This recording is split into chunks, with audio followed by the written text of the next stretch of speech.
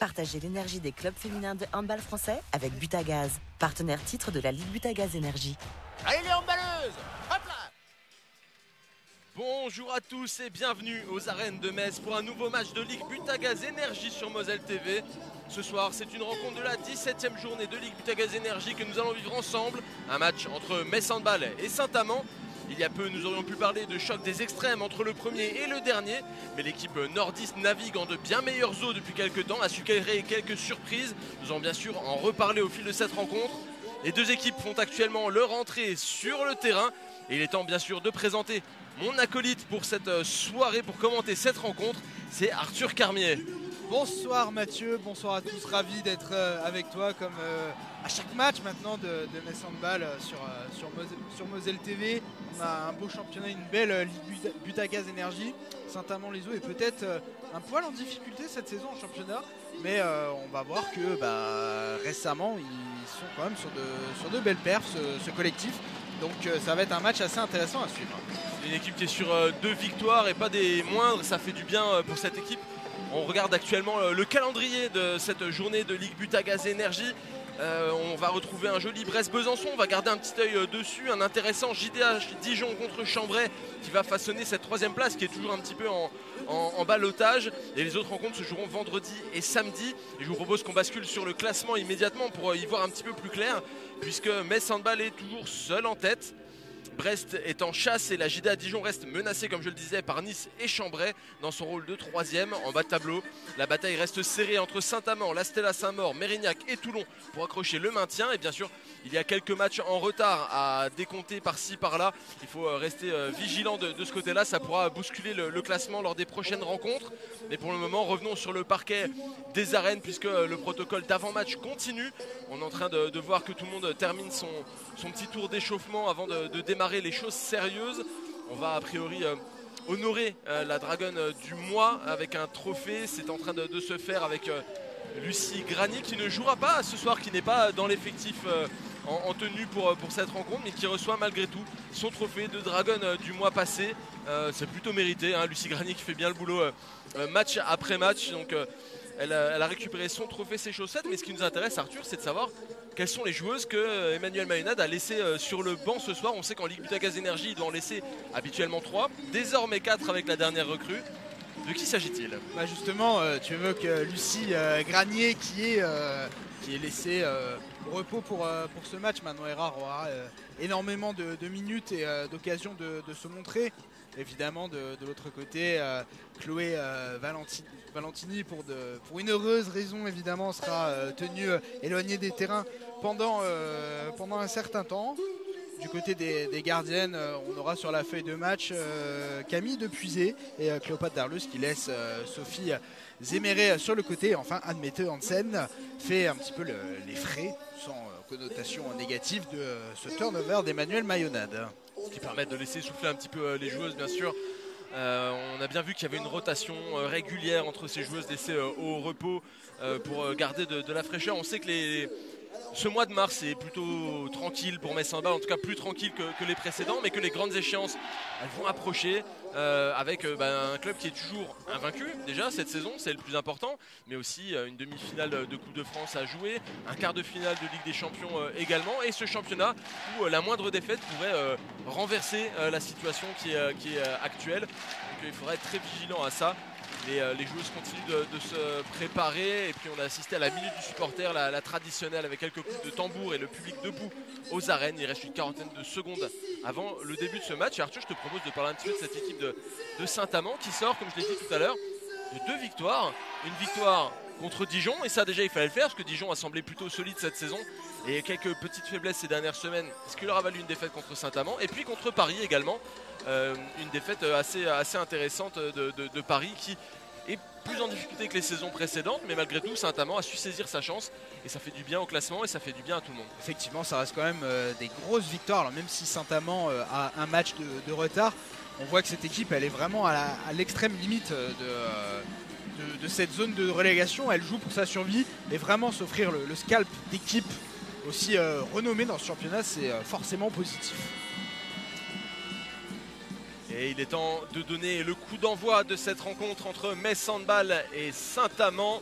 Tout le monde semble prêt, le chrono est arrivé à son terme. On attend encore le signe de la table de marque et Sarah Bouktit va pouvoir démarrer cette rencontre. Au coup de sifflet, c'est parti avec Léna Granvaux, Tyra Axner, Zaliata Mlamali et Laura Flip également et Manon Erard. Et dans les buts, on retrouve Cléopâtre Darleux. Et du côté de Saint-Amand, eh bien, on a choisi de positionner une équipe avec quelques cadres, on va dire. Bien sûr, Stelvia Pasquale, l'ancienne Messine, qui est actuellement meilleure buteuse du club. Et c'est malgré tout déjà un but encaissé. Tyra Axner à 9 mètres. Le soleil réchauffe, la pluie ça mouille. Effectivement, Dans son style caractéristique. alors que ça se place tranquillement, on essaie de faire une mise en place tactique, de rester calme du côté de Saint-Amand, ne pas griller trop de cartouches trop tôt. Ça continue de combiner notamment avec Louison Boisorieux qui demi-centre pour cette rencontre, mais ça n'aboutit pas avec ce premier ballon récupéré par Cléopâtre Darleux. Ça repart beaucoup plus vite du côté messin. Tyra Axner est déjà au tir et voilà son deuxième but de la soirée. Elle sait profiter de ses espaces en ce début de rencontre. J'allais dire qu'on a une vraie opposition de style, mais là on a tenté de jouer beaucoup plus vite du côté de Saint-Amand.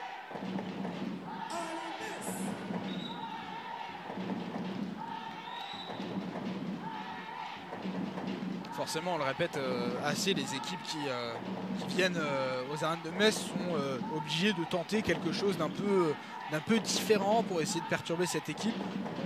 On se rappelle du jeu à 7 de Chambray lors de la dernière retransmission sur Moselle TV. Ça avait failli payer. Chaque équipe vient avec une petite stratégie différente. C'est vraiment, ce que tente de faire chaque coach, c'est de trouver la petite faille qui va faire que Metz Handball va être en difficulté à un moment ou à un autre.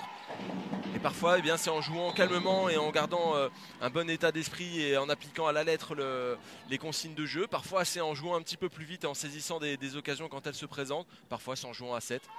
Mais voilà, chaque équipe tente son petit coup aux arènes de Metz. On va voir ce que Saint-Amand nous propose. Alors que là, c'est un premier tir et un premier but de Stelvia Pasquale, la numéro 26 de Saint-Amand. Alors que non, c'était pas du tout Stelvia Pasquale, pardon. On s'en mêle déjà un petit peu. Il me semble bien que c'est le bien Stelvia Pasquale. Le but lui est accordé. J'ai du mal avec les numéros, j'ai des flashbacks de quand elle était Messine. Voilà, cette fois-ci, il n'y a pas de mal pour Sarah Bouktit. Effectivement. On sait où la trouver pour qu'elle marque avec efficacité.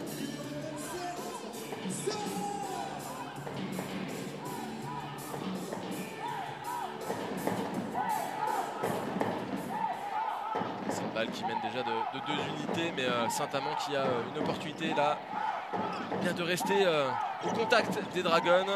Ce tir, il était difficile, très difficile à prendre et on cherchait probablement un petit peu la faute. Elle n'est pas venue. Le coup de sifflet n'est pas arrivé. Forcément, on ne peut pas se reposer comme cela sur le coup de sifflet des arbitres. Et Paola Mbanga qui était parti un petit peu au charbon et puis de loin de surcroît. Elle aura certainement des occasions un petit peu plus concrètes plus tard dans la partie. Tir un petit peu forcé. Premier arrêt pour Ophélie Tons, ancienne Messine. Sur le tir de Léna Granvaux qui revient bien pour bloquer en défense.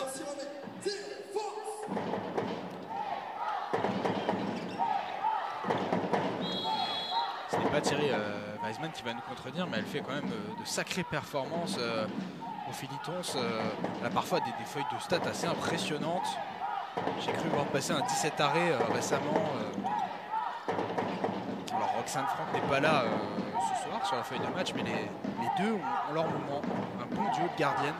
C'est certain. Et tu évoques Thierry Weisman, justement fait rare, il faut le signaler, il n'est pas sur le banc messin pour cette rencontre. C'est très très très rare.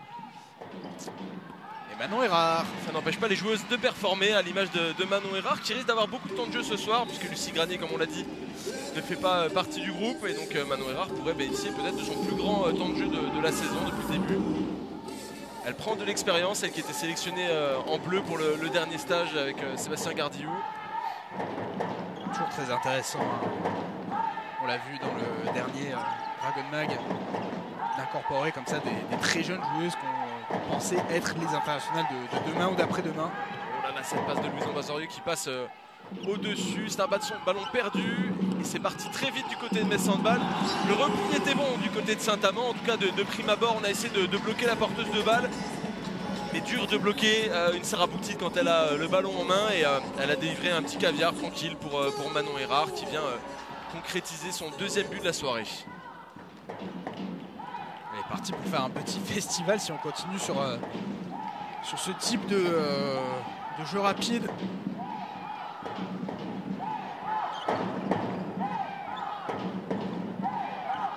Ça continue de construire. On a vu Maëlle Feynel qui rentrait à l'intérieur pour se placer en pivot après avoir échangé quelques ballons. Son Basorio qui a pris ce tir mais qui a dévissé. C'est parti au large des cages. Et encore une fois, ça part très vite. Voilà, la passe millimétrée qui est arrivée dans les mains de Sarah Bouktit qui ne peut pas concrétiser. On notera bien sûr le fair play. Sarah Bouktit qui était au sol et c'est Donna Baker qui est venu l'aider à se relever. On appréciera bien sûr. Et au jet de 7 mètres, on retrouve pour la première fois ce soir Alison Pinault, la numéro 7 de Metz Handball. Ouh, essaie de toucher, mais malgré tout, Pas passé loin. la main n'est pas assez ferme du côté de Félitons. Et donc Alison Pinault qui vient concrétiser ce jet de 7 mètres. Et le plus 5 pour Metz Handball déjà, j'ai envie de dire. Au bout de 6 minutes de jeu, c'est vrai que ça va très vite. Hein. Et déjà le temps mort qui est posé par Edina Borsos. Ce n'est pas forcément le meilleur moment de l'année pour venir aux arènes de Metz en plein mois de mars pour ce genre d'équipe. Et on le voit sur ce début de rencontre. Il n'y a pas cet enchaînement de matchs avec la Ligue des Champions, Metz Handball étant déjà qualifié pour les quarts de finale. Donc quand il n'y a que le championnat à jouer, c'est complexe pour les équipes visiteuses. Certainement qu'il y a un calendrier qui est complexe parce que le prochain match, après avoir joué à Metz Handball, c'est Brest. Autant dire que bon, 3 fois rien. ce mois de mars va être un petit peu compliqué je pense pour Saint-Amand, mais malgré tout on l'a dit, il y a un match de retard donc ça permettra malgré tout de se maintenir au classement au-dessus de la ligne de flottaison de la relégation. Effectivement, et puis le rythme n'est quand même pas le même entre les équipes de tête et les équipes du bas de tableau. On a davantage le droit à l'erreur peut-être dans ce type de configuration, même si forcément sur les matchs près il ne va pas falloir se rater. En tout cas Edina Borsos qu'on a vu énergique lors de ce temps mort au début et puis j'ai l'impression un petit peu plus pédagogue derrière et désormais elle est en train d'haranguer ses joueuses pour leur redonner un bon coup d'énergie pour qu'elles repartent le couteau entre les dents pour aborder cette suite de première mi-temps. C'est vrai que j'ai eu un petit peu de tout. Ouais. Elle a du métier de toute façon Edina Borsos, elle sait comment motiver ses joueuses et leur donner les bonnes consignes. On a l'impression Mathieu que cette équipe de Saint-Amand n'est pas forcément rentrée dans son match avec la volonté de livrer une vraie bataille âpre. Il y a peut-être un peu trop de respect du grand Metz Handball du côté de Saint-Amand-les-Eaux. Ouais, c'est toujours un petit peu compliqué, ça reste un match du mercredi, ça reste une énergie particulière que de venir à Metz Handball. On va voir, je pense qu'elles n'ont pas dit leur dernier mot et qu'elles vont proposer des choses lors de cette rencontre. Au match aller, l'écart avait été conséquent, Metz Handball avait inscrit 40 buts, c'était quand même assez lourd, mais malgré tout, par séquence, Saint-Amand avait réussi à proposer son jeu. La première mi-temps était moins facile hein, pour Metz Handball dans le Nord. Ce n'est pas fini, il reste encore du temps cette première mi-temps, on n'a même pas abordé la 10e minute de jeu. Saint-Amand peut encore réagir. Une joueuse qui est dans le combat, non pas par rapport à cette action, mais c'est Stevia Pascual tout à l'heure, elle sait ce que c'est que d'évoluer ici aux arènes de Metz et malheureusement son Schwenker a été annulé si je puis dire par les arbitres pour un pied en zone. Ouais, et puis les choses qui se compliquent, vous avez vu hein, l'exclusion temporaire pour Maëlle Feynel. Oh oui, Ce petit tir. Un peu de technicité, un peu d'audace et puis ça rentre pour Sarah Bouktit. Sarah Bouktit qui revient. Elle avait été absente quelques temps, elle avait manqué le rassemblement avec l'équipe de France. Lors du dernier match des Dragons à Toulon, elle était restée à Metz. C'était eh bien tout simplement Anne-Emmanuelle Augustine qui avait disputé l'intégralité de la rencontre à Toulon. Eh bien Sarah Bouktit est de retour après une petite blessure à la main. Ça a l'air de bien se passer pour le moment. On n'a pas tenté du côté d'Emmanuel Mayonnade d'inventer un nouveau poste à Léna Granvaux. Non. Petite plaisanterie bien sûr sur. On l'a vu à plusieurs postes cette saison déjà, c'est suffisant. Elle qui a dépanné sur l'aile gauche. Et voici le deuxième but de Saint-Amand. Et pour en revenir à Anne-Emmanuelle Augustine, forcément comme beaucoup de joueuses qui figurent derrière une joueuse cadre très très forte qui a beaucoup de temps de jeu, c'est quand même extrêmement compliqué et c'est très bien d'avoir ce type d'occasion dans une saison. Et Manon Erard qui concrétise un nouveau tir sans trop de problèmes. On va le voir tout de suite au ralenti. Et voilà, rien à faire de ce côté-là. C'est compliqué quand une joueuse a autant de confiance et qu'elle prend des tirs aussi facilement que ça. C'est une bonne chose pour Manon Erard, pour elle de prendre de l'expérience dans ces matchs-là. Saint-Amand qui n'a pas hésité à aligner un petit peu de jeunesse. Voilà, notamment avec cette numéro 14 qui ne fait pas partie du groupe habituellement, Anaëlle Van de Put qui a tout simplement intégré le groupe pour compenser bien des absences. Il y en a eu beaucoup à Saint-Amand, l'effectif a été assez instable. Elle prend elle aussi de l'expérience du haut de ses 19 ans, même si là c'est trop simple pour Metz Handball. Un ballon récupéré, contre-attaque presque en trottinant pour Sarah Bouktit jusque dans les filets laissés vides en raison de la sortie d'Ophélie Tons en raison du 2 minutes. Je ne pense pas que ce soit le but le plus difficile de sa carrière. Non, ça pique un petit peu quand on a ce genre de situation. Mais il ne faut pas se rater. Bon, à cette distance, c'est que parfois, soit des gardiennes ou des joueuses de champ peuvent tirer de très loin. La précision peut alors manquer. Mais il y a déjà un petit peu d'agacement du côté du banc de Saint-Amand. On les a vus discuter avec le délégué. Ça fait 2-3 fois déjà qu'il y a des échanges. On réclame peut-être une faute par-ci par-là ou des situations un petit peu controversées. Mais pour l'instant, eh bien, le délégué n'a pas l'air tout à fait d'accord. Donc ça en restera là. Mais malgré tout, il y aura un premier jet de 7 mètres qui sera tiré par Louison Boisorieux. De toute façon, j'ai envie de dire, Mathieu, les arbitres ne reviendront pas sur une décision, sur une action d'avant. Non, c'est sûr. Mais ça peut influencer les prises de décision suivantes, ou en tout cas redonner un petit peu d'équilibre si on juge que c'est déséquilibré. On a déjà vu beaucoup de coachs faire des scandales sur le bord du terrain. On en était bien loin, c'était simplement un échange en disant ouais, on n'est pas tout à fait d'accord. On a même vu des coachs par le passé, pour ceux qui se souviennent de certaines histoires de Metz Handball, en Coupe d'Europe, des coachs rentrer sur le terrain et défendre. Mais bon, effectivement, on pourra notre histoire. Oh, la bonne passe. Oh, bel arrêt d'Ophélie. Et la belle parade de Tons, bien sûr. Ça avait été très très bien joué avec Zaliata Mlamali qui avait croisé pour se positionner en deuxième pivot au large de l'attaque avec ce ballon glissé dans les mains de Manon Erard. Mais Ophélie Tons veillait au grain. Ça repart en attaque pour Metz Handball avec Tira Axner, Laura Flip et Sarah Bouktit qui s'est battue. J'ai bien cru qu'elle allait tirer, hein, malgré les deux défenseuses sur son dos. Ouais, Paola Ebanga ne l'entendait pas de cette oreille. Ouais, belle cherche Sarah Bouktit, cette fois-ci elle est... Oh là là là là là là là là. Elle se fait plaisir. On sent qu'elle a loupé un match. Ça devait la chagriner un petit peu. Elle va aligner toutes les tactiques qu'elle peut, hein, aujourd'hui Sarah Bouktit. Cette joueuse est un pivot qui mesure pas loin d'1m90, on le rappelle. Effectivement.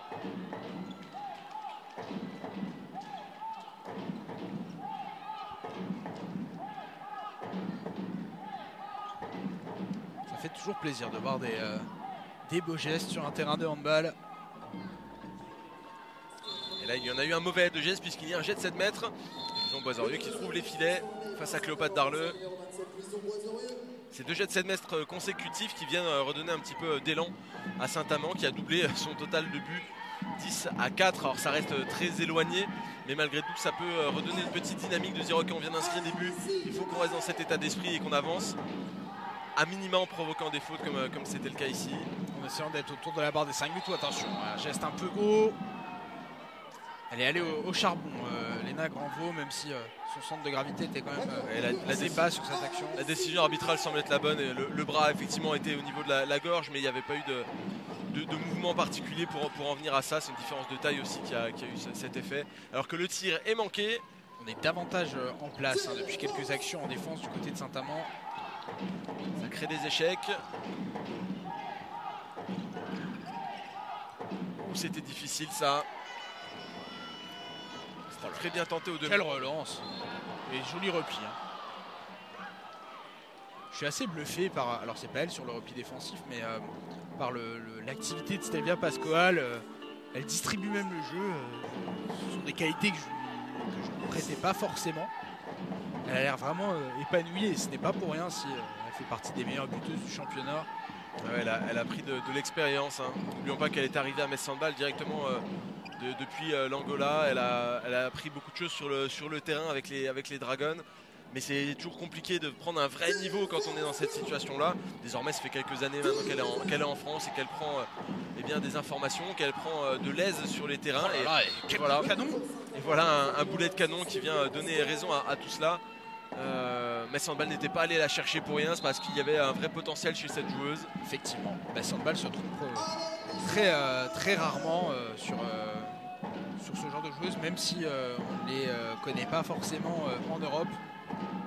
Sans vouloir faire de comparaison, car elle évolue déjà à Crime, la future recrue congolaise Ngombele a elle aussi commencé le handball assez tard et son potentiel pourrait être assez bien exploité du côté de Crime. Crime était tout simplement allé la chercher dans son pays d'origine alors qu'elle avait très peu d'expérience, mais ils avaient repéré un vrai talent.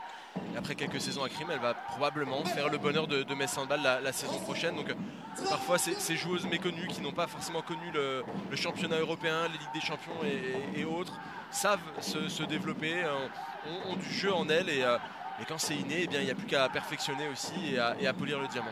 Il y a aussi beaucoup de qualité athlétique, pour prendre l'exemple d'Engombele, c'est une joueuse qui est pas loin du mètre 90. Oui. C'est quand même pas anodin dans une défense de manière plus générale sur un terrain. Bien évidemment, ça ne fait pas tout. Il y a la technique aussi qui est importante, mais ça se travaille. Oh, c'est bien trouvé, c'est bien combiné de la part de Saint-Amand qui a su patiemment attendre que la faille s'ouvre. Et ça fait un nouveau but et Saint-Amand qui revient à 4 unités, mine de rien. Ouais, je mets Handball avec le poteau pour bonne séquence pour les visiteuses. On parle, mais ça joue en face.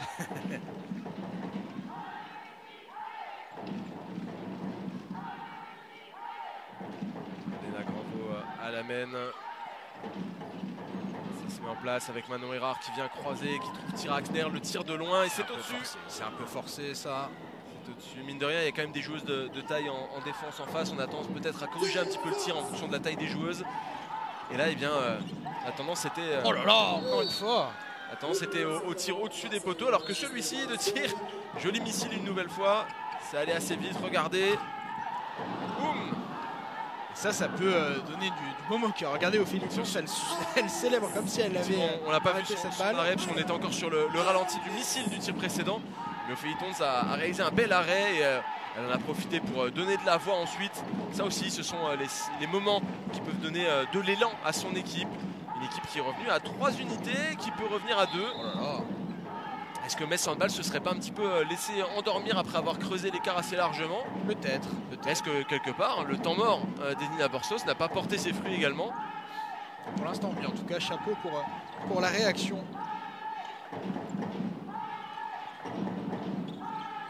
Chachnel, la passe est un petit peu haute.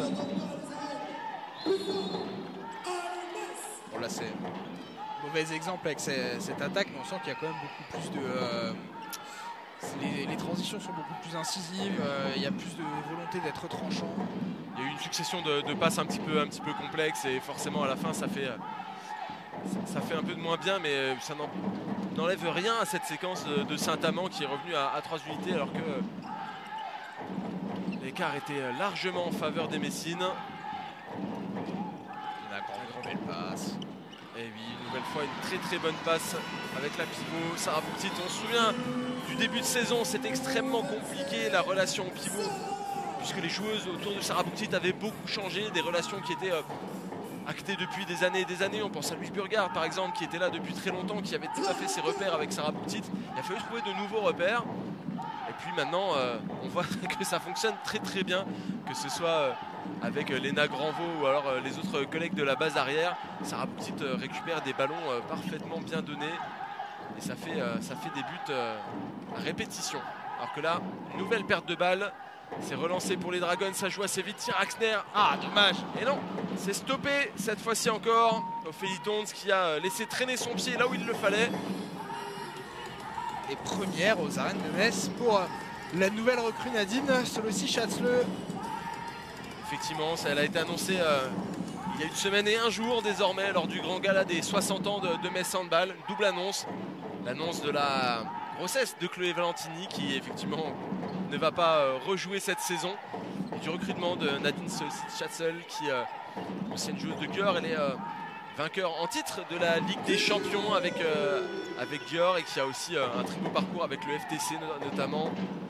Et pas mal de trophées à son actif. Elle jouait avec Budaor, c'est un petit peu plus bas dans le championnat hongrois.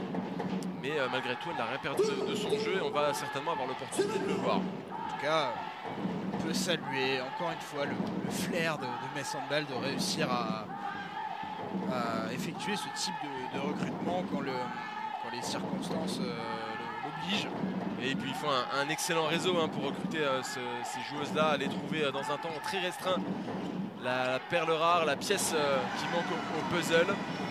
Et là je vous donne une information, on ne l'a pas forcément vu à l'écran, mais sur la défense précédente, Alison Pinault a pris un coup au visage.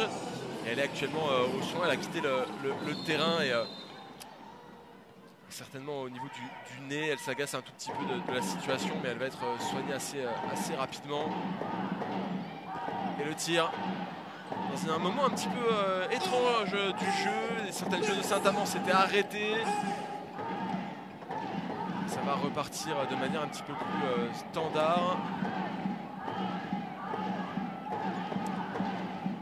Il y a eu de la rotation du côté de Metz Handball. Il n'y a pas eu que l'entrée de Nadine Chatzleux. Il y a aussi Petra Vamos, Jas Chambertin qui sont entrés en jeu. Les futures joueuses, non pas rapides, même si elle l'est, mais plus rapide. Bucarest. Effectivement.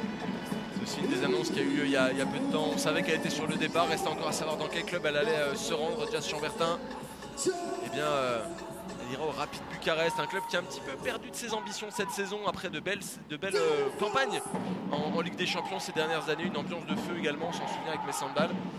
Eh bien, peut-être que son recrutement fait partie des ambitions renouvelées que l'on retrouvera du côté de la capitale roumaine. C'est assez intéressant parce que depuis l'annonce de son départ, si on se souvient, sa future destination n'était pas connue pendant quelques semaines encore. On a peut-être senti une Jas Chambertin qui est plus libérée, de plus avoir cette pression de son avenir. Et ça peut être une assez formidable addition pour le Rapid Bucarest. Du côté messin, c'est une suspension de 2 minutes pour Laura Flip. Et l'entrée en jeu de Camille Depuiset pour un jet de 7 mètres. Et ce jet de 7 mètres, eh bien, il est manqué. On devrait compter des demi-arrêts dans les statistiques pour ce type de situation. C'est certain. Alors que Emma Jacques également a fait son entrée sur le terrain. On continue la rotation du côté des jaunes et bleus. Sarah Petite qui tente de faire le show en se retournant, en s'enfonçant dans la défense. Elle a pris un petit coup au passage, rien de vilain a priori. Ouais, l'arbitre en tout cas a choisi de ne pas siffler outre mesure. On voit qu'on demande beaucoup de gestes au visage. Alison Pinault aussi tout à l'heure se plaignait de cela en défense. C'est un des risques au handball, mine de rien. Plus agressif du côté de Saint-Amand. C'est vrai. Je ne pas dépasser la limite, mais pour le moment, ça leur sourit. Les tirs d'Emma Jacques qui trouve le poteau. Alors là, j'aurais envie presque de demander la VAR, l'assistance vidéo et tout ce qui va avec, savoir si la balle a passé la ligne ou non. Manifestement, non. Mais ce tir était bien puissant et il a trouvé le poteau extérieur. Elle reviendra en attaque, Emma Jacques. Elle n'est pas utilisée en défense sur cette séquence. De toute façon, Mathieu, la VAR, ce n'est pas en LBE, c'est seulement en Ligue des Champions. Et bien d'accord. Mais pour le moment, on n'a pas eu besoin d'utiliser à Metz Handball, même si il faut quand même mettre le dispositif à chaque fois en place. Ouais, belle passe au pivot. Et Cléopâtre Darleux avait tout vu. Oui, elle avait tout vu, elle a permis de stopper ce tir. De Maëlle Fenel. Je me demande si elle fait un petit peu mal sur le poteau, peut-être. Ça ressemblait plus à la douleur du je viens de me cogner à quelque chose plus qu'une douleur de blessure. déjà eu Alison Pinault au soin, on va éviter de cumuler les bobos dans cette rencontre. L'arbitre qui avait perdu son stylo, ça arrive parfois, c'est le petit côté anecdotique de cette offensive messine. Avec Petra Vamos, Jazz Chambertin, Sarah Boukti toujours. Les bras d'Emajac, Jazz Chambertin qui tente le tir de loin et ça passe au-dessus de la barre. Là encore c'est complexe. Ça fait les affaires de Felitonds, hein, ces tirs manqués.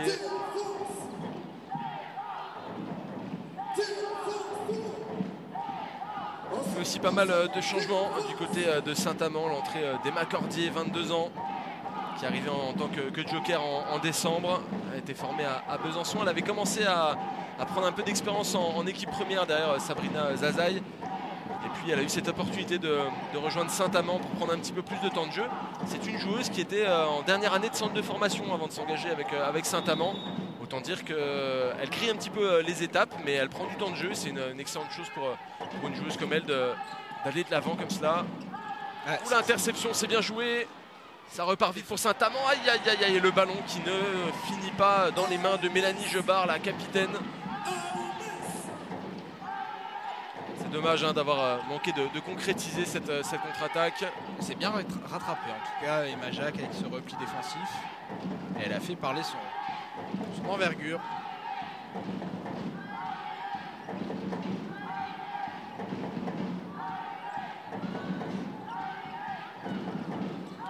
Celle qui croise pour désorganiser la défense et c'est Sarah Boukti qui a récupéré le ballon. Il y a eu besoin d'un petit dribble et c'était bon, elle a récupéré le ballon en pleine possession pour mettre ce ballon dans les filets. Et elle est en train de soigner ses stats un petit peu Sarah Boukti ce soir. Ouais, déjà 7 buts. Elle est déjà à 7 buts. C'est assez hallucinant l'efficacité que cette joueuse peut avoir.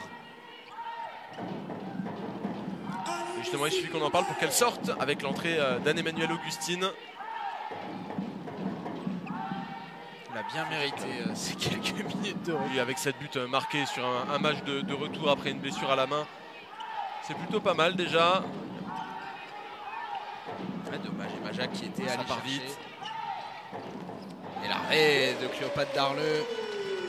Mélanie Gebard qui avait été bien accompagnée sur cette contre-attaque. Elle n'a pas pu avoir le tir facile peut-être qu'elle espérait. Et il faut souligner le repli défensif assez intense de Manon Errard qui a beaucoup gêné sa vis-à-vis.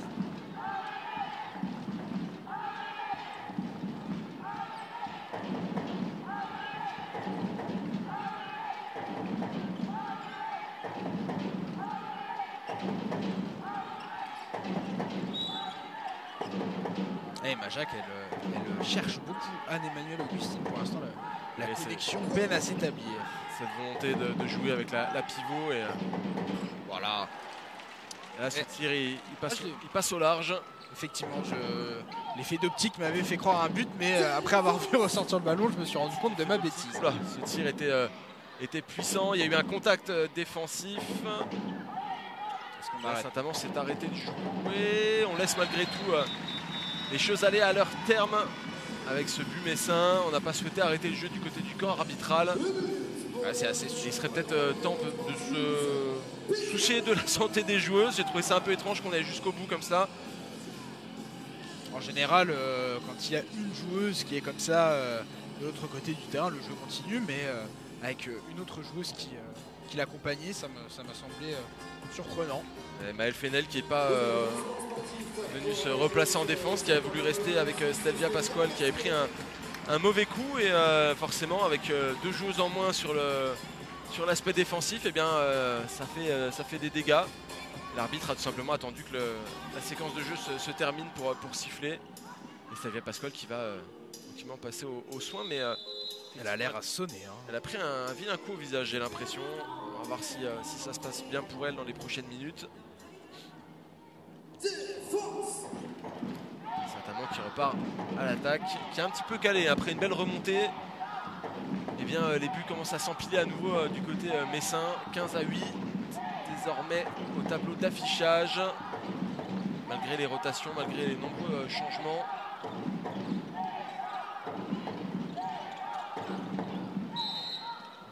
Et Guirassi, elle est entrée il y a de ça quelques possession. C'est un autre profil sur cette base arrière, plus rapide et dynamique.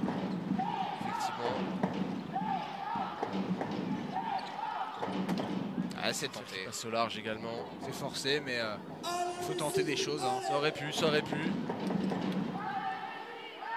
On voit cette situation de tir au ralenti. La Sandball a en tout cas remis le pied sur l'accélérateur après avoir vu son avance réduite à 3 buts. On voit cette défense de Saint-Amand qui n'hésite pas à se projeter vers l'avant pour stopper des situations offensives. C'est aussi de couper des angles de passe. Hein. On va aller trouver un 7 mètres. Ça aurait pu être dans un sens comme dans l'autre, mais la joueuse fautive était un peu trop mobile pour obtenir un passage en force. Et oui, c'est Macordier qui était encore en mouvement et peut-être même pas loin d'avoir un pied en zone. Donc c'est sifflé contre Saint-Amand. C'est un petit qui va s'occuper de prendre ce jet de 7 mètres. Et ça passe une nouvelle fois.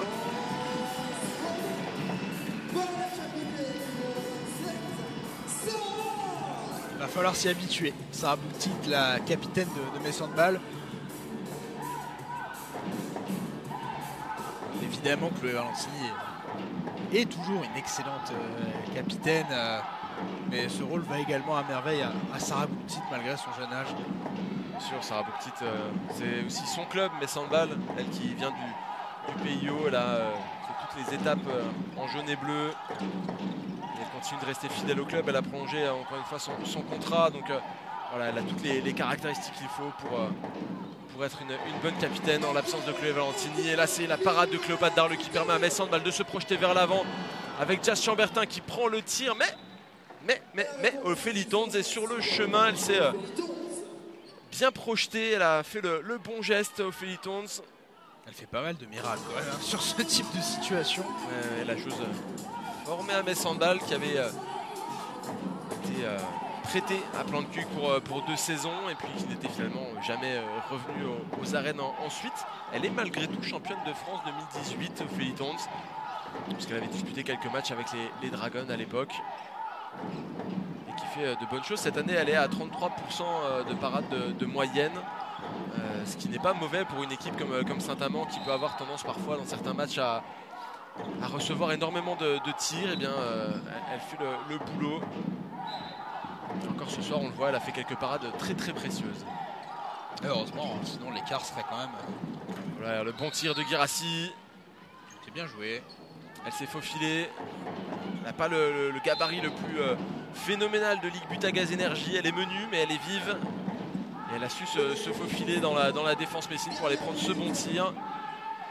Et Saint-Amand qui est à une unité d'atteindre les 10 buts. Peut-être avant la mi-temps, c'est peut-être l'objectif à se fixer du côté de Saint-Amand, alors que Metz Handball pose un temps mort. La classique, on ne laisse pas perdre un temps mort, donner quelques consignes alors qu'il reste 1 minute à jouer, un petit peu moins d'ailleurs. La spéciale Emmanuel Mayonade.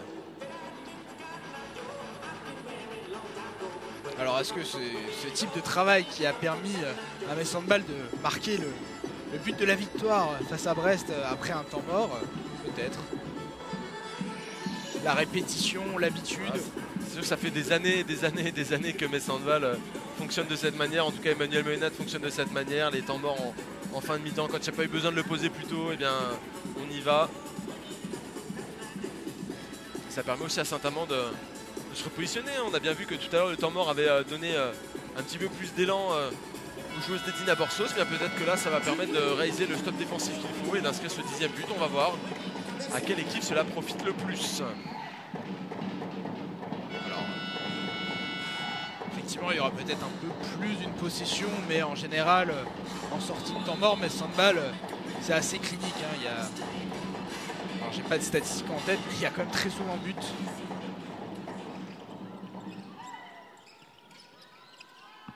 Oh, la barre des Majac. C'était pour me faire mentir. Les dernières actions, possession peut-être de cette mi-temps. Non, ce sera une perte de balle. Metz Handball aura un dernier ballon. Jazz Chambertin qui est bien défendu. 10 secondes. Tir forcé de Petra Vamouche. L'arbitre s'est protégé.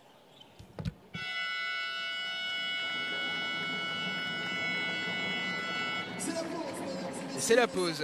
Ici, aux Arènes de Metz, il n'y aura même pas de dernier jet franc. Metz Handball mène 16-9 à la mi-temps face à Saint-Amand. Une première partie de match rondement menée par Metz Handball qui était déjà devant le tableau d'affichage avec dès la 6e minute de jeu une avance de 5 buts avec un score de 6-1. Saint-Amand, au gré d'un temps mort et d'une réaction, est revenu à 3 unités des Dragons, mais forcément la machine de Metz Handball a passé la 2e vitesse puis la 3e pour mener de 7 unités à la pause.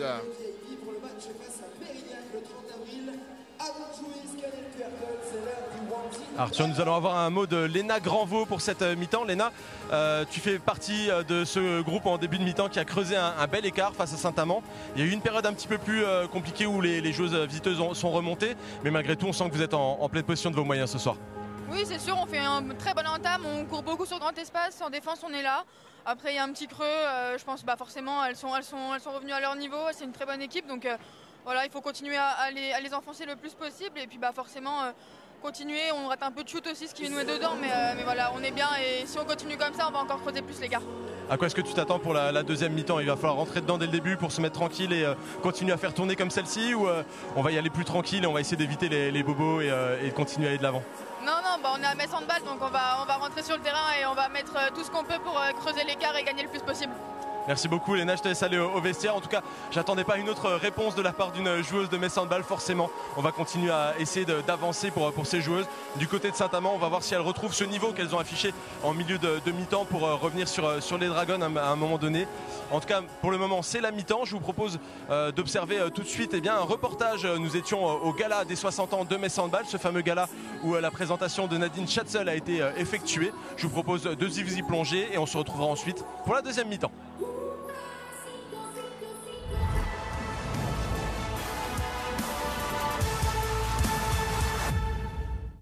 Quand il s'agit de fêter son anniversaire, Metz Handball n'oublie jamais de mettre les petits plats dans les grands. Si certains se souviennent encore des festivités du cinquantenaire à l'Arsenal en 2015, le gala du soixantenaire n'a pas eu à pâlir ce mardi soir, au plus grand plaisir du président Thierry Weisman. C'est une journée incroyable.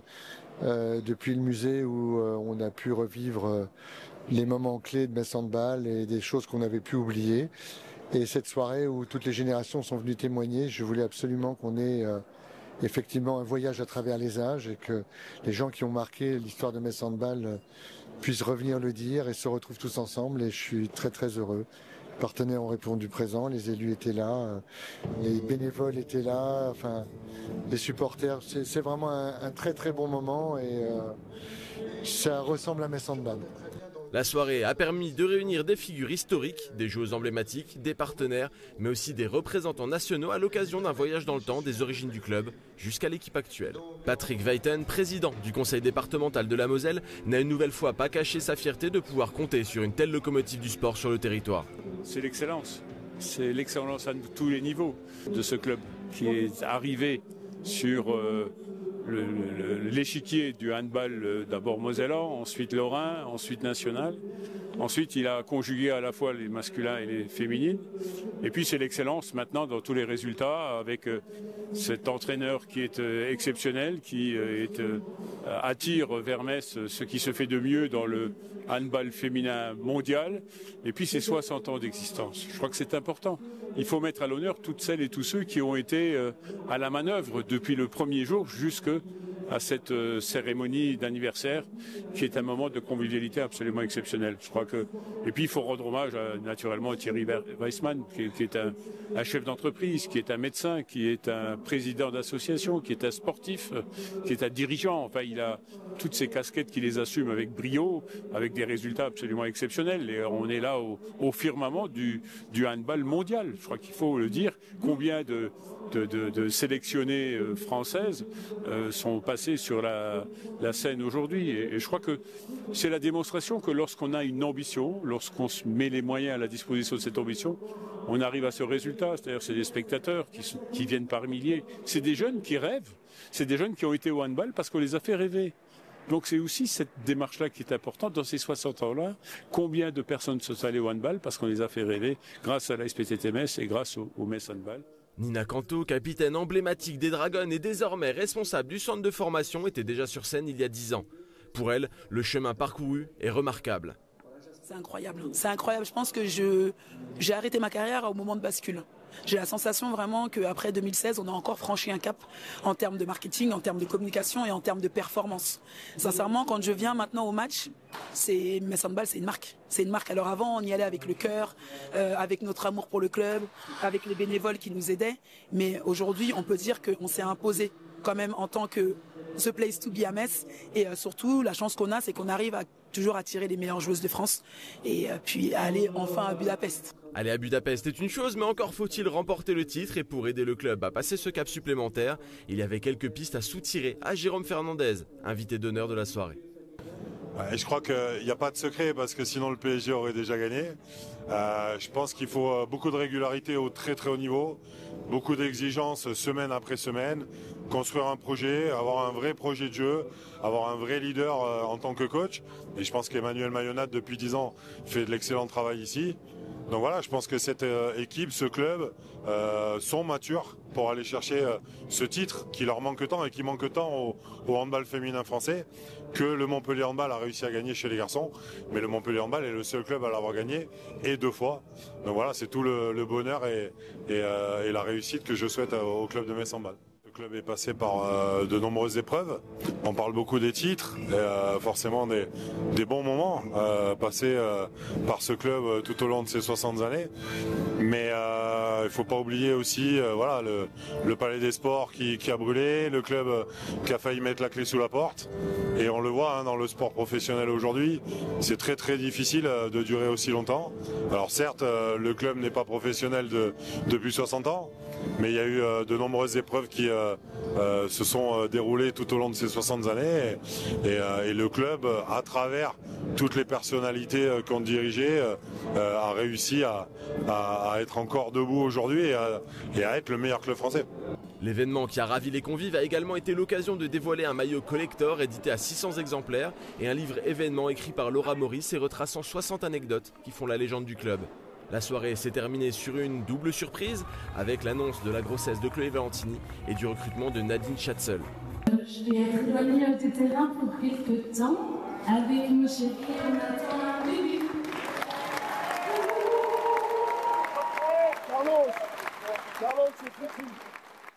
Le rendez-vous est pris dans 10 ans pour faire un nouveau point sur l'avancée de la légende jaune et bleue.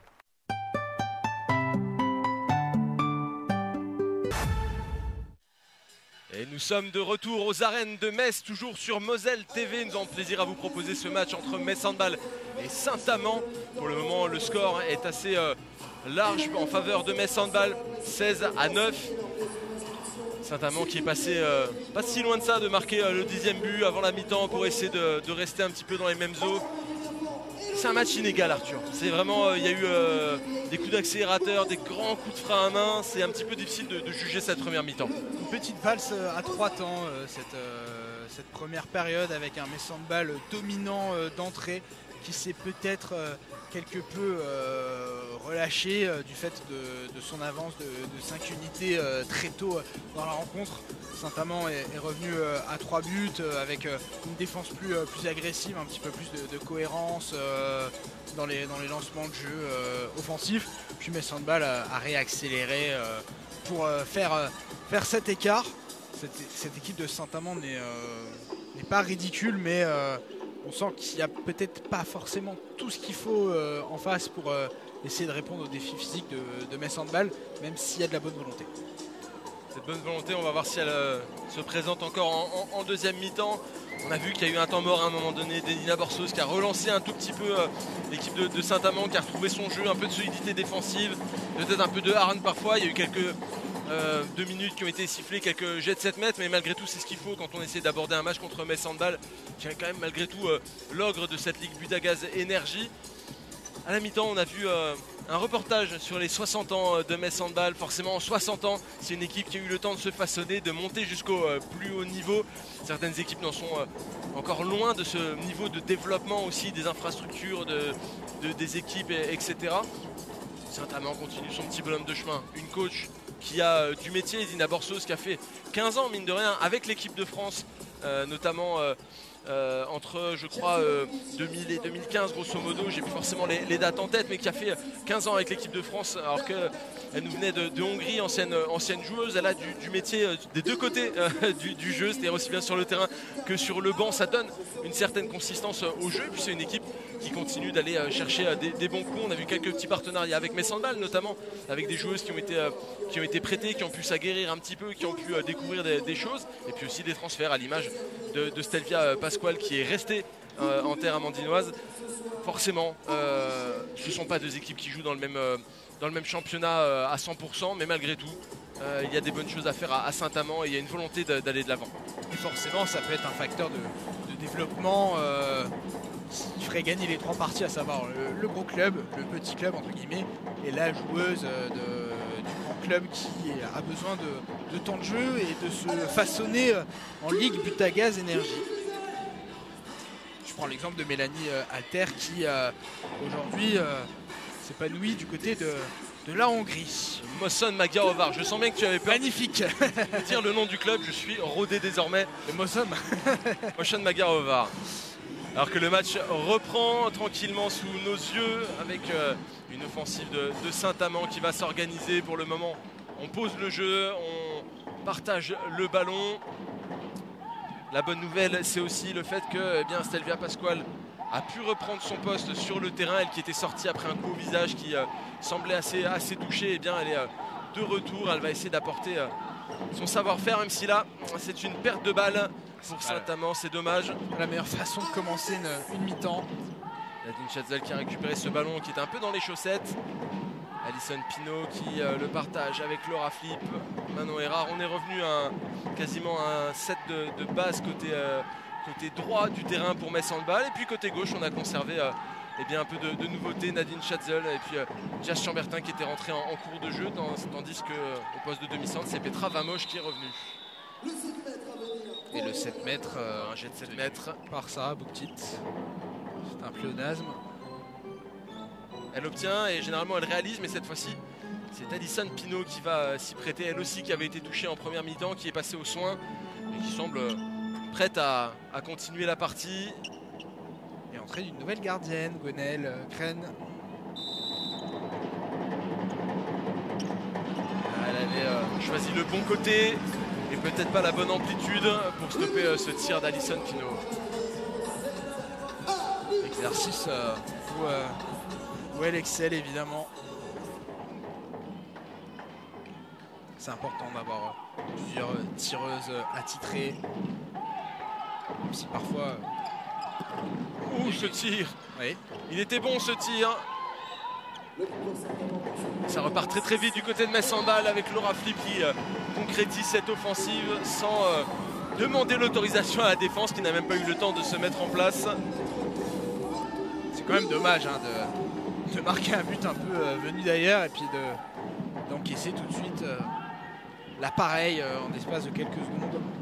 C'est là le piège quand on joue contre Metz Handball, c'est de s'adapter à ce jeu rapide, avoir un repli constant et c'est ce qui essouffle nombreuses équipes qui se présentent ici aux arènes, de devoir s'employer en attaque pour trouver les failles et immédiatement dans la foulée réaliser un repli hypersonique pour éviter que les flèches messines ne viennent s'abattre sur le but adverse. Ah, c'est dur le haut niveau. Et puis c'est aussi un travail qui est travaillé depuis des années et des années. J'ai bien cru un tir de loin, finalement le ballon est donné, c'est bien joué. Ça a trompé toute la défense. Du côté du bloc, donc c'est vraiment pas mal ce choix de tir.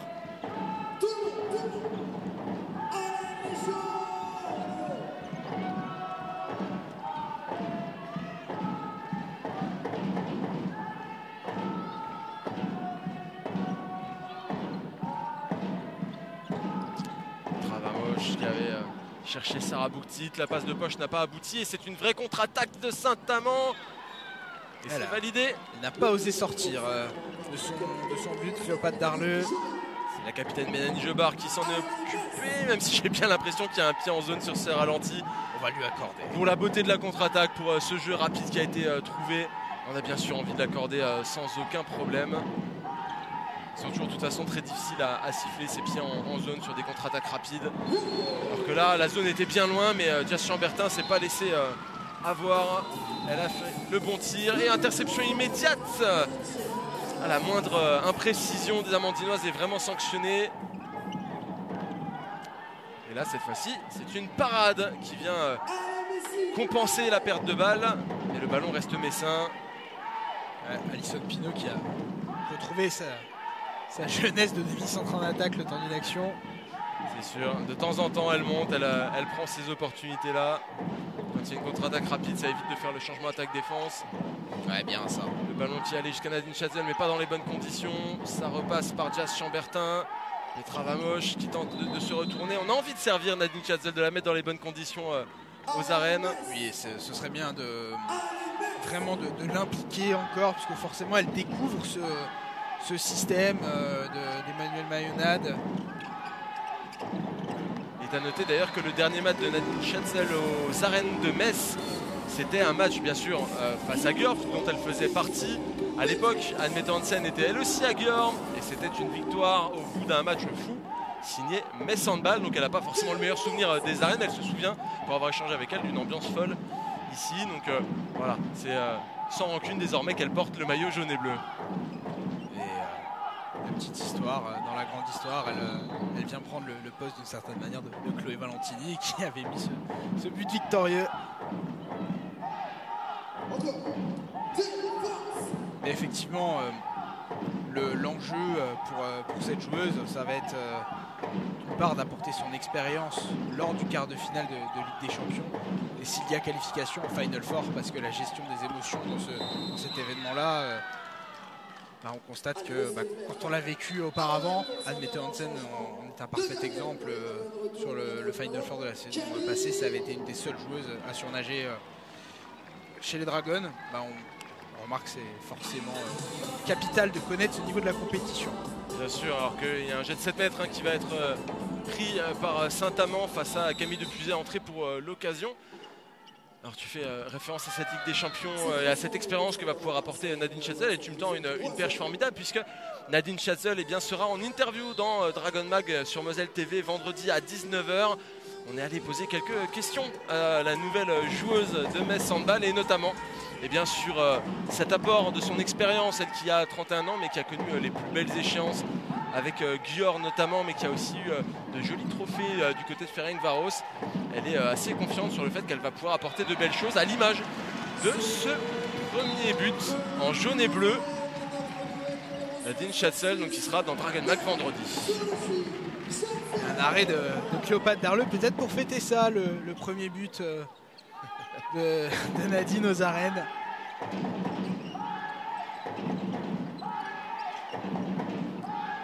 Premier but avec Metz Handball, évidemment, aux arènes de Metz, elle a sans doute marqué avec Győr.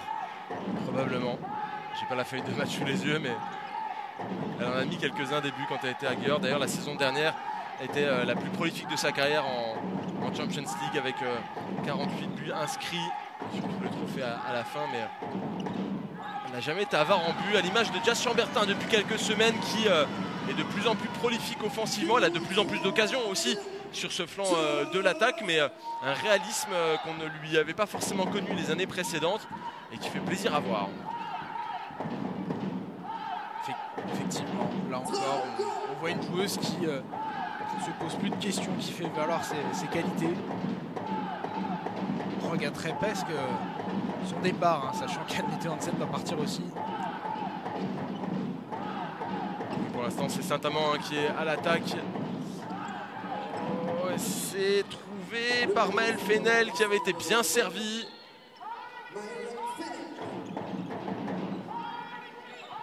Ça repart très vite encore une fois. On voit que les échanges de balles sont rapides. Oh, bien joué. Et même quand la situation n'est pas favorable, on trouve toujours la petite passe qui vient ouvrir les opportunités. Forcément, la deuxième joueuse vient fermer, en l'occurrence c'est Maëlle Fenel. Et ça libère un espace pour Jas Chambertin.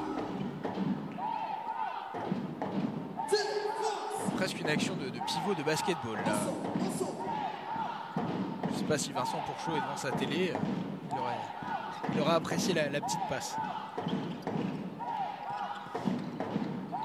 Oh, c'est bien joué, et Emmaëlle Fennel qui continue de faire de belles choses dans cette rencontre. Elle a eu plusieurs situations comme ça de tir où elle ne s'est pas laissée impressionner par la gardienne en face d'elle, et elle a systématiquement coupé les filets quasiment.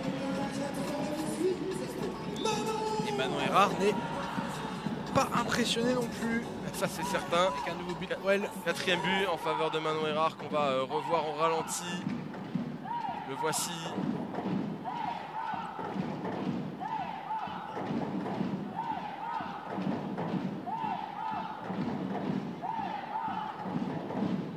On retrouve Niki Lundgren au centre du jeu. La Danoise qui vient de se replacer à l'arrière droit, qui va certainement préparer quelque chose, voilà, qui croise à nouveau. On a essayé d'aller jusqu'à l'aile, mais l'opportunité n'était pas bonne. Et c'est Louison Boisorieux qui obtient une faute, une nouvelle faute. Une des cadres de cette équipe, Louison Boisorieux, qui fait de bonnes choses dans ce match, malgré la difficulté, malgré quelques coups pris, malgré quelques situations défavorables. Et bien, elle obtient un nouveau jet de 7 mètres. Qui est stoppé, ce ne sera pas converti. Le Cléopâtre d'Arleux a mis ses mains en opposition de manière particulièrement ferme. Autoritaire. 24 à 15. Le plus 10 qui tend les bras aux Dragons sur cette nouvelle situation offensive.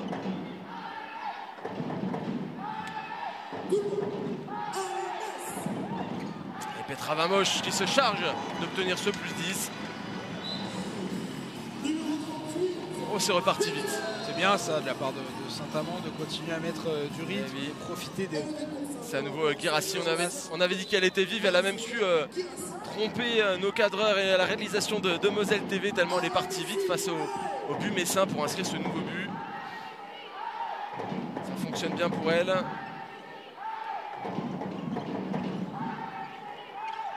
Travamos à nouveau qui va au contact et Guérassi qui intercepte, mais c'est sifflé.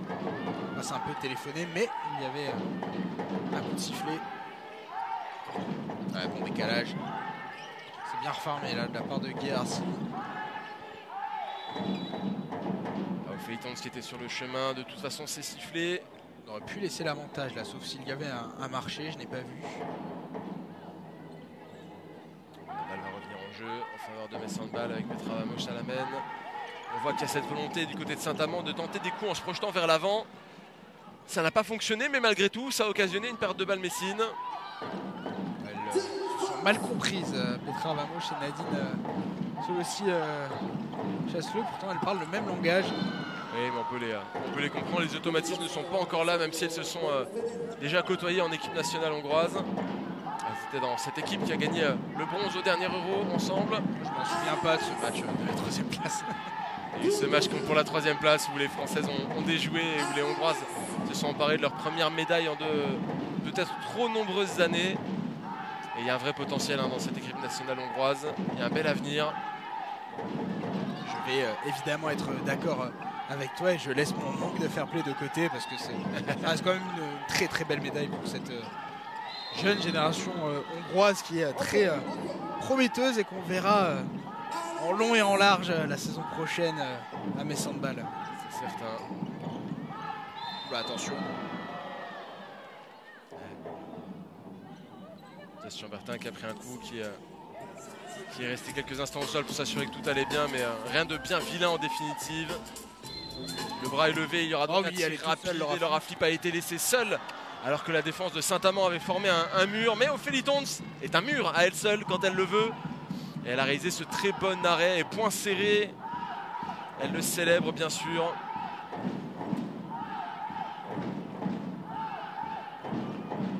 Mais c'était bien joué de contourner comme cela cette défense.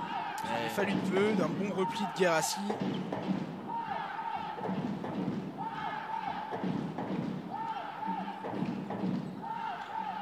Ouais, bien joué, Pascoal qui tourne sur elle-même. Elle a des vraies qualités, cette joueuse. de gonfler ses stats au nombre de buts. Elle qui fait partie top des buteuses de Ligue Butagaz Énergie. Et là, il y aura une suspension pour 2 minutes à l'encontre de Sarah Petit.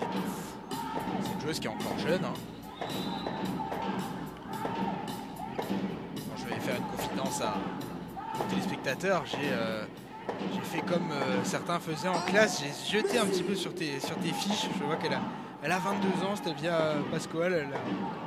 Elle a pas mal d'années de handball devant elle. Et ce handball angolais qui est un des meilleurs en Afrique a de belles heures devant lui avec une joueuse comme cela. Et on voit le handball continue à se développer sur de nombreux continents. Désormais, on commence à parler gentiment du handball qui se développe aux États-Unis, et ça dira forcément quelque chose à la coach de Saint-Amand, Edina Borsos, qui est, au-delà de ses missions avec Saint-Amand, qui est bien la coach de l'équipe nationale des États-Unis. Elle fait partie de celles qui ont cette vocation de développer le handball dans ce pays, et ça a été un petit peu accentué avec l'annonce des Jeux Olympiques de Los Angeles en 2028. Il y a la volonté de monter des équipes et de faire un petit peu monter le niveau de jeu nord-américain pour cette échéance. Alors ce sera difficile d'aller chercher la France, le Danemark, la Hongrie, la Norvège, mais malgré tout il y a une petite volonté de développer la discipline de ce côté-là. Et récemment sur les réseaux sociaux, certains Américains ont découvert le handball.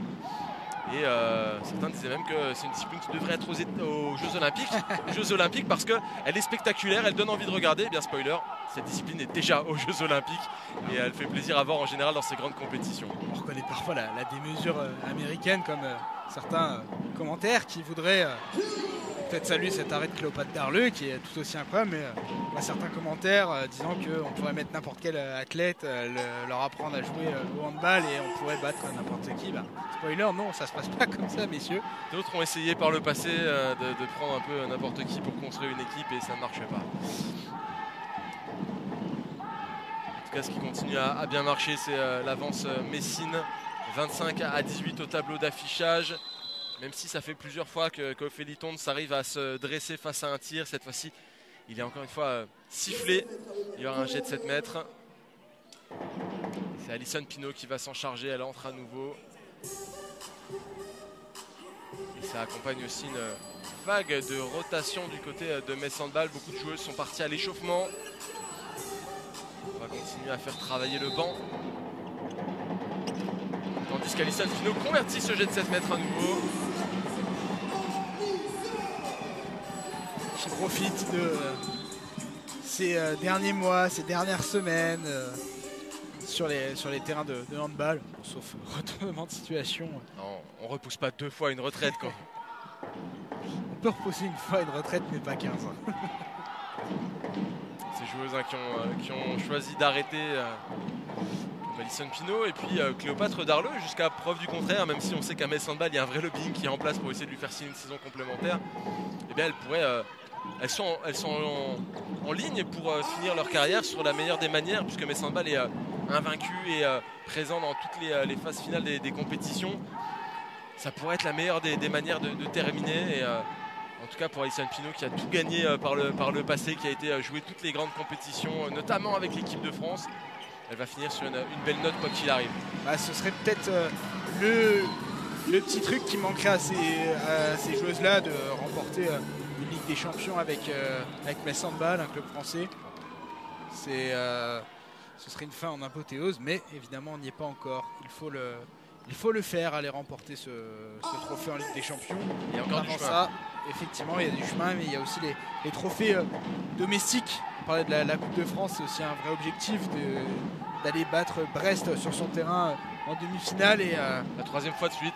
Et s'offrir une finale à Bercy avec l'équipe masculine. Ce serait un doublé assez exceptionnel, ne serait-ce que d'avoir les 2 équipes en finale de Metz Handball. Pour préciser ton propos, effectivement on ne parle pas de l'équipe nationale masculine, on parle de la finale fédérale à laquelle les garçons de Metz Handball se sont qualifiés il y a une semaine et ils vont avoir l'opportunité de défendre leur chance à un premier trophée depuis de très nombreuses années à Metz Handball. Un trophée pour les garçons dans cette finale de Coupe fédérale. Et si les Dragons parvenaient à se qualifier pour la finale, eh bien, elles joueraient juste après l'équipe masculine de Metz Handball, ce qui permettrait de créer une très belle fête. Mais gageons que Brest, on parle des grands adversaires de Metz, mais que Brest saura aussi montrer son niveau de jeu en Coupe de France à la maison pour briguer une nouvelle finale, puisque ça fait bien longtemps que Brest tente d'aller en chercher une nouvelle de médaille de ce côté de Bercy. Et, ça commence à dater un petit peu, 2021, donc on va voir ce que ça donne cette année. En tout cas, pour le moment, c'est un temps mort qui a été posé du côté de Saint-Amand par Edina Borsos, qui était un petit peu rageuse au moment d'appuyer sur le buzzer. Son équipe continue de naviguer entre -9 et -10 et ne parvient pas forcément à remonter l'écart comme elle le voudrait. Mais malgré tout, il y a un niveau de jeu qui reste assez cohérent de la part de Saint-Amand par rapport à l'écart qui avait été consenti en début de match. Oui, c'est quand même assez positif d'être sous la barre des 10 buts de retard. Ça prouve que peut-être que Metz Handball a raté certaines choses dans la rencontre, a peut-être moins bien fait ce qu'il aurait dû faire, mais ça prouve aussi que Saint-Amand répond présent, n'abdique pas et travaille bien sur cette rencontre. On voit le score de Brest face à Besançon, il me semble qu'il y avait 22-8 à la pause. Alors c'est vraiment autre chose là ce que propose Saint-Amand ce soir d'un point de vue comptable. Effectivement. Je vais donner une petite mise à jour concernant le score du côté de Brest. Il y a 32-17, Besançon qui est assez largement distancé dans ce match. Pour être tout à fait complet, puisqu'on est en train de parler des scores, et bien Dijon, comme prévu, est un petit peu challengé par Chambray sur ses terres, mais Dijon est malgré tout devant assez solidement, 29-25. Cette équipe de Dijon qui s'apprêtait à vivre ça un peu comme une sorte de mini-finale finalement, puisque en gagnant contre Chambray, ça permettrait de conforter cette 3e place au championnat qui est extrêmement précieuse pour ce collectif de Côte d'Or. Ouais, j'avais comment dire, c'était la grosse cote, hein, une petite pièce sur une 3e place pour Chambray, mais s'il y a défaite dans ce match-là à Dijon, ça renforcerait la 3e place des Dijonnaises. Du grand plaisir de Clément Alcacer,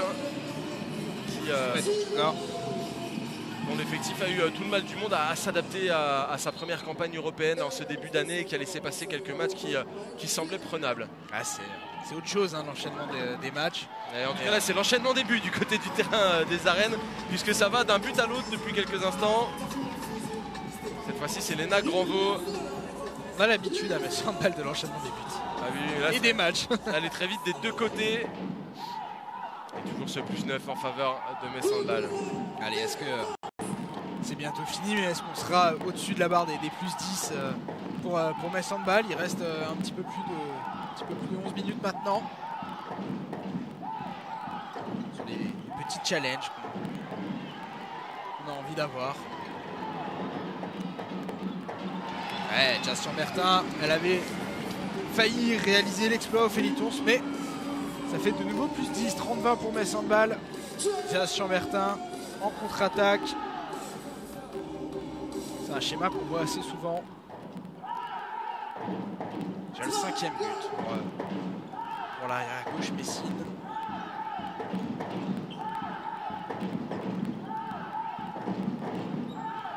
Allez, on lance un enclenchement du côté de Saint-Amand. Ouais, belle passe au pivot. Elle a échappé à la vigilance de la défense Messine, Maëlle Fenel. Et là, Camille Depuzet qui a envoyé un missile alors qu'elle cherchait à faire une passe à Léna Granvaux pour la remise en jeu. C'est parti un petit peu plus fort qu'elle ne l'espérait. J'espère que c'est pas un excès de rage d'avoir pris ce but.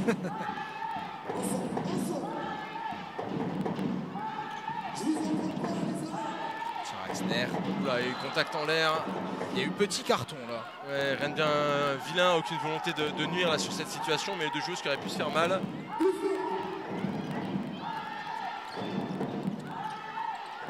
Jacques, oh là là, Emma Jacques décidément dans cette partie elle a touché tous les montants d'un côté comme de l'autre. Elle est vraiment pas en réussite.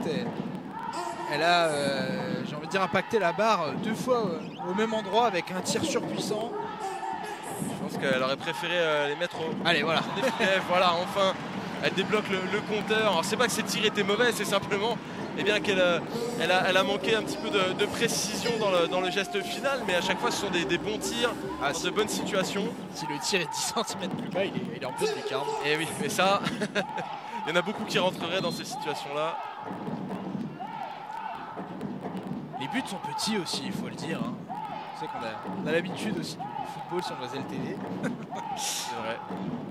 Alors, ce serait évidemment pas envisageable de jouer un match de handball avec des buts aussi grands. Quitte à parler de football, au hand, les poteaux sont carrés, ce qui rappellera des souvenirs à certains. Camille Depuzet qui encaisse ce but, qui remet rapidement en jeu. Léna Granvaux qui repart. Zaliata Mlamali avec Tyr Axner. Léna Granvaux qui cherche la solution. Elle trouve Manon Erard sur l'aile. Il faudra reposer le jeu.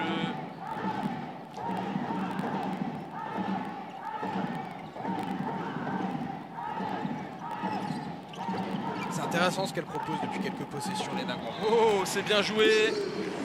C'est très bien joué de la part de Manon Erard. Ce petit tir à rebond qui est venu se loger dans la lucarne et qui n'a même plus quitté ensuite, qui est resté coincé dans le but. Le ballon a dit non, je reste là. Et du côté messin, on reste à plus 10. On reconquiert le plus 10, 32 à 22. Ça commence à ressembler un petit peu au score du match aller. Oui, il y avait eu 40-29 de mémoire. Eh bien non, 40 à 27, 27 à 40 en l'occurrence. J'ai voulu être gentil avec pas loin. notamment. En même temps, voilà, pour tout dire à nos téléspectateurs, j'ai un peu triché. Moi j'ai des fiches, toi tu n'avais pas le score sous les yeux, donc je peux facilement trouver la solution. Mais oui, effectivement, on se souvient de ce match aller et de ses 40 buts pour le MS Handball. On peut s'en souvenir, il était au mois de février, on a encore cette mémoire, on n'est pas si vieux encore. Nos cerveaux fonctionnent bien, mon cher Arthur. Avec une première mi-temps qui n'était pas forcément aussi impériale que ce qu'on peut voir. C'est aussi le danger de cette accumulation des matchs pour MS Handball, parfois à l'extérieur. Sur les premières mi-temps, portés par leur public, les équipes adverses réalisent de bonnes premières mi-temps. Zaliata Mlamali qui a tenté un joli tir là, mais l'arrêt est plus beau encore que le tir. Ophélie Tons qui a mis le pied là où il fallait. Comme je l'ai dit tout à l'heure, elle a laissé traîner son pied là où il était opportun de le laisser. C'est très bien joué. Elle est toujours dans l'attitude, cette gardienne. On le voit à chaque arrêt, elle s'encourage. Elle essaie de diffuser de l'énergie à ses coéquipières. Et puis d'avoir aussi ce petit supplément d'âme, de revenir dans son club formateur pour jouer un match, même si le score n'est pas tout à fait à son avantage, eh bien elle essaye de faire la meilleure prestation possible.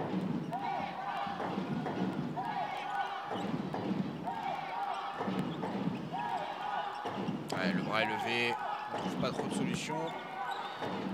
Tir de la gauchère totalement hors secteur.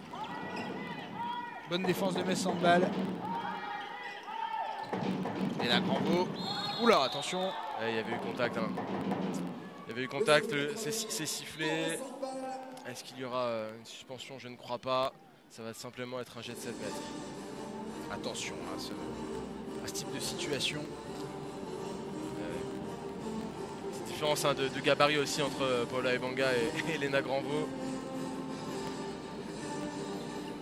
On va voir si Alison Pinault continue de trouver les filets. Si Ophélie Tons a encore une fois de la ressource. Elle n'est pas loin, Ophélie Tons, elle n'est pas loin du tout, mais la précision d'Alison Pinault n'est plus à démontrer. Elle aura fait presque tous les coups sur G de 7 mètres. En haut à gauche, en haut à droite, en bas à droite.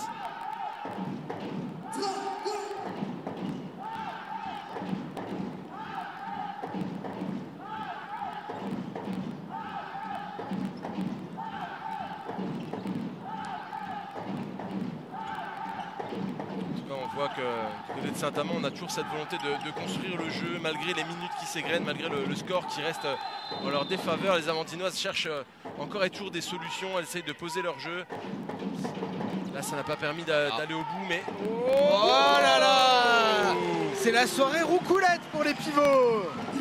Sarah Bouktit nous en avait offert une très très belle en première mi-temps. Et bien Emmanuel Augustine, là aussi dans son attirail, la roucoulette. C'est très bien joué. Ah, c'est une joueuse qui doit se montrer à chaque opportunité qu'elle peut avoir. La vie de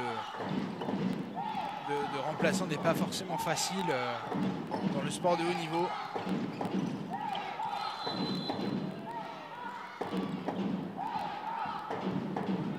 Benjamin est toujours particulièrement concentré.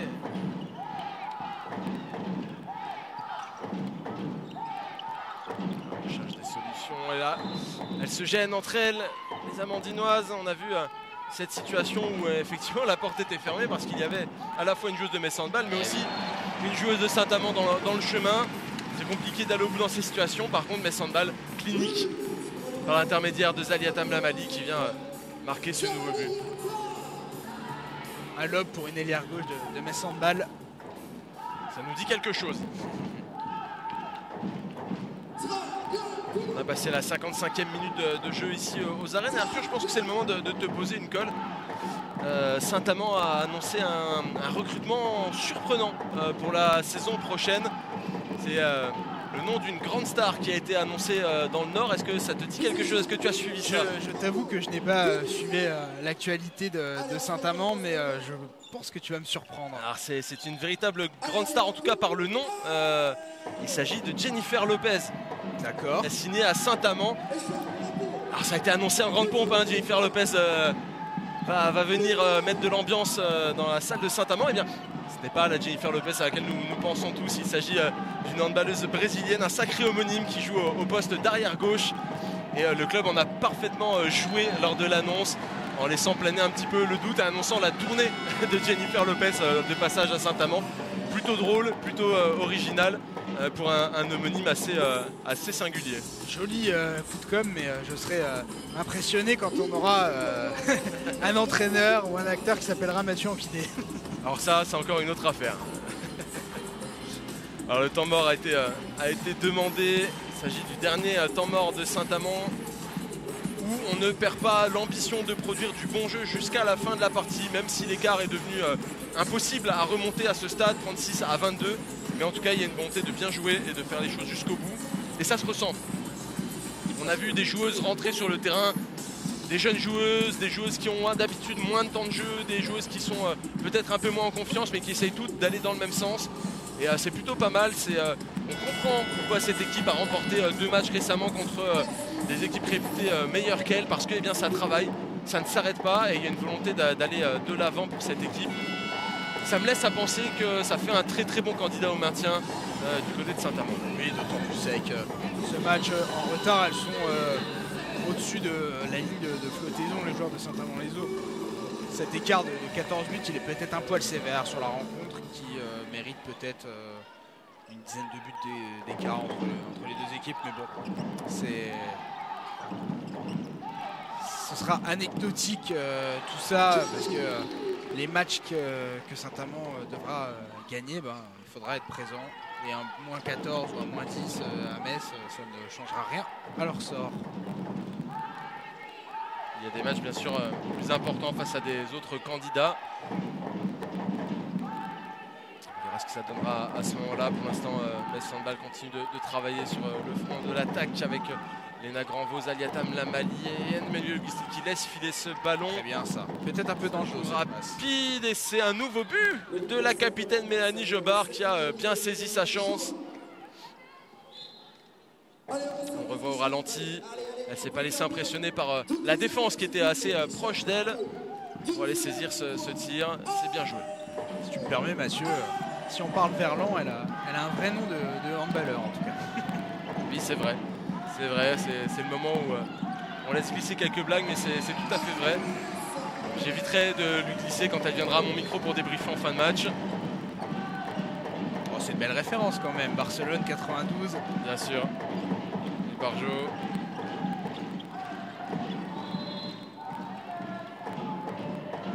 toujours ce plus 14 pour Metz Handball.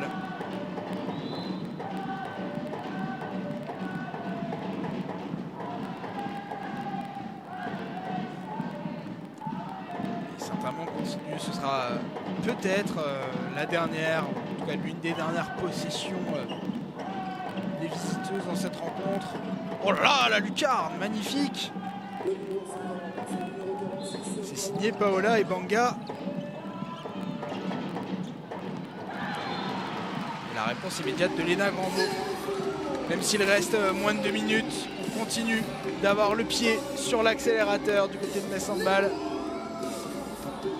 Et la volonté de passer les 40 buts comme au match aller peut-être. Ce sera compliqué. On s'arrêtera peut-être à 39. C'est possible, effectivement. C'est déjà pas mal pour une montée de fièvre.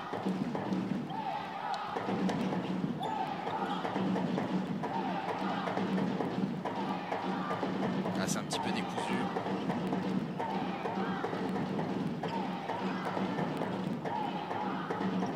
Aïe aïe aïe. Moins en réussite, Mélanie Jobard sur cette situation. On entre dans la dernière minute. Et le speaker des arènes, Thibaut Pigeon, qui harangue la foule, qui demande à tout le monde de se lever pour célébrer ce qui va être une nouvelle victoire de Metz Handball, une invincibilité préservée pour les Dragons. Une invincibilité depuis le début de la saison, ce qui est parfaitement exceptionnel. Ah oui, faut-il le rappeler, Metz Handball n'a pas perdu le moindre match. Le seul accro en match officiel fut ce match nul contre Storhamar en Ligue des Champions. Il n'y aura pas de 39e ni de 40e but pour les Dragons. Dernière possession pour Saint-Amand. Et le tir de Stalvia Pasquale est repoussé par Camille Depuisé. Et Banga, la passe au pivot. Et c'est terminé. La victoire de Metz Handball, 38-24 face à Saint-Amand-les-Eaux. Metz Handball a dominé la partie de bout en bout. Et repart avec une nouvelle victoire en Ligue Butagaz Énergie. Alors dans quelques instants, c'est la nouvelle tradition du côté de Metz Handball avec ce protocole de fête, de victoire avec la dragonne du match qui sera élue par les fans, qui sera votée par le public. Alors il y a des candidates assez intéressantes. Sarah Bouktita avec ses 8 buts, Manon Erard qui a été aussi pas mal en réussite. Ce sera le public qui va décider, mais bien évidemment le plus important dans ce type de rencontre reste l'œuvre collective et une nouvelle victoire en championnat.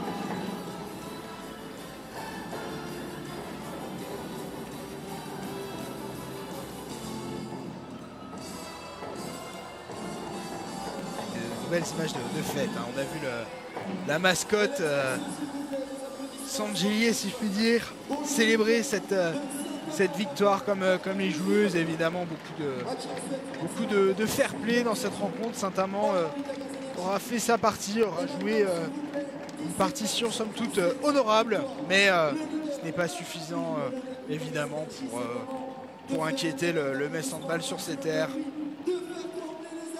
On l'a dit, le calendrier du mois de mars est assez allégé pour Metz Handball. D'autres équipes sont engagées en play-off, l'équivalent des 8e de finale de Ligue des Champions, pour aller chercher une place en quart de finale, où Metz Handball est déjà qualifié grâce à ces phases de poule maîtrisées. Les Dragons ont terminé en tête de leur poule. On le rappelle, ce sont les 2 premiers qui se qualifient directement pour les quarts. Mélanie, c'est jamais simple forcément de venir à Metz Handball aux arènes, mais malgré tout on a senti une envie tout au long de la partie de proposer du jeu et de travailler le mieux possible. Ouais, on a mis je pense 10 bonnes minutes à se mettre dans le match et ils ont creusé l'écart, c'est compliqué après, surtout contre une équipe comme Metz, de revenir au score, mais on s'est battu jusqu'au bout. Il nous manque quand même quelques joueuses, donc voilà, on a fait avec les moyens du bord et je trouve qu'on s'est quand même bien battu pour un match contre Metz. C'est une période un petit peu compliquée au calendrier, jouer Metz puis Brest. mais ça vient juste après 2 victoires malgré tout qui ont certainement dû faire du bien. Alors, au classement c'est certain, mais aussi dans les têtes pour l'équipe. On sent qu'il y a une certaine confiance, que ça joue bien ensemble ici avec vous à Saint-Amand et que vous allez aller chercher le maintien le plus tôt possible. Ouais, clairement, on aborde ces 2 matchs Metz et Brest plus sereinement parce qu'on bat quand même 2 grosses équipes qui sont Dijon et Paris. Donc on a gagné des places au classement, mais c'est quand même rien n'est joué, rien n'est fait. Ça peut se jouer à 1-2 points. Et il faut garder le cap et il ne faut surtout pas lâcher parce qu'on est en course pour le maintien et je pense qu'on y sera pour un moment. Quand on vous souhaite le meilleur pour la poursuite de la saison, même s'il y a des moments qui seront difficiles, on sent que cette équipe a de la ressource. Merci beaucoup d'être passé à notre micro. On va suivre la suite des célébrations des Dragons. Actuellement, elles sont en train de réaliser leur photo de victoire. Et puis, il va y avoir la révélation de la Dragon du match, la nouvelle célébration qui est en place depuis le début d'année ici aux arènes de Metz Handball. Une célébration enflammée, vous allez pouvoir l'observer. Puis nous aurons également une réaction messine bien sûr après cette victoire 38-24. On attend de voir comment ça va se passer du côté des votes. Le buzzer de la Dragon du match est en train d'être installé par le speaker des arènes Thibaut Pigeon qui va dévoiler le résultat dans quelques instants. En tout cas c'est une nouvelle victoire des Dragons, invincible depuis le début de la saison. On en doutait assez peu déjà à la mi-temps, on avait bien vu un écart se forger. Mais malgré tout, il faut aller chercher les victoires les unes après les autres. La moindre défaite en Ligue Butagaz Énergie, on le sait, elle pourrait mettre en danger cette première place. On a bien vu que Brest était en bonne posture. Et le résultat des votes pour la Dragon du match vont en faveur de Sarah Bouktit qui va pouvoir enflammer les arènes dans quelques instants. Regardez. Est-ce que tu es prête à mettre le feu aux arènes? Le compteur pour tous ensemble.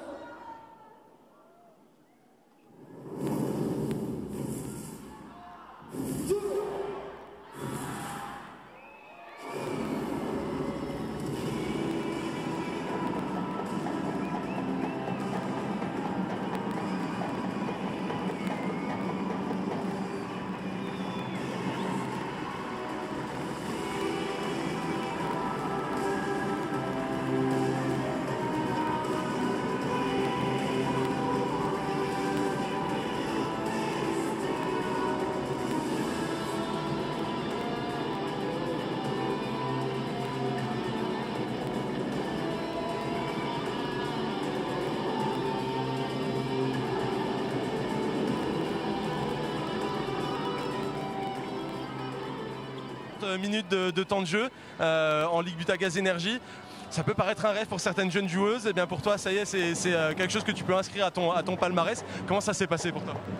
Bah écoute, je pense que ça s'est plutôt bien passé. En tout cas, physiquement, je pense que j'ai tenu le coup. Après, forcément, c'est dur de garder la concentration pendant 60 minutes, surtout quand on n'a pas l'habitude. Donc voilà, après, j'ai donné mon max et je suis plutôt contente en vrai d'avoir de ce que j'ai produit. Il y a eu quelques jolis buts, on peut le dire. Malgré tout, ce match, il a eu un faux rythme. Vous avez pris l'avance assez tôt. Saint-Amand est un petit peu revenu. Et puis, il y a eu des à-coups ensuite. Malgré tout, ça a permis à tout le monde de bien travailler ce soir. On a le sentiment que tout le collectif est au diapason pour un mois de mars qui est un petit peu en dents de scie avec des compétitions, plus de compétitions, de nouveau des compétitions. Ça a l'air de bien se passer malgré tout.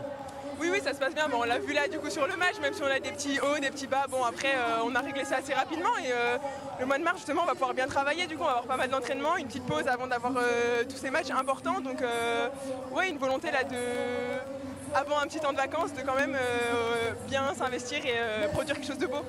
Merci beaucoup Manon d'être passé au micro de Moselle TV pour cette fin de match. Je te laisse rejoindre les célébrations avec tout le monde. Il me reste encore à vous remercier, vous qui avez suivi ce match devant votre télévision. Nous avons le plaisir à vous le proposer sur Moselle TV. Le prochain rendez-vous handball, c'est vendredi, vous le savez, à 19h pour un nouveau Dragon Mag. Je l'ai annoncé tout à l'heure aux commentaires. Notre invitée sera Nadine Schatzel, la nouvelle Dragon. Elle sera en interview pour nous raconter son arrivée à Metz, le pourquoi du comment et aussi ses ambitions pour la fin de saison. Pour le moment, je vous remercie une nouvelle fois de nous avoir suivis et à très bientôt sur Moselle TV.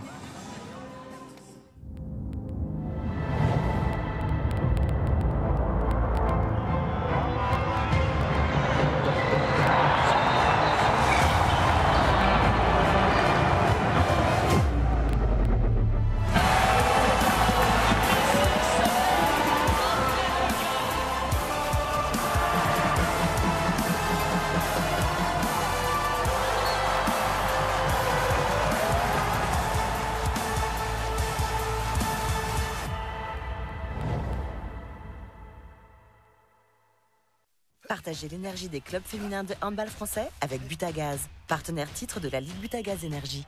Allez les handballeuses,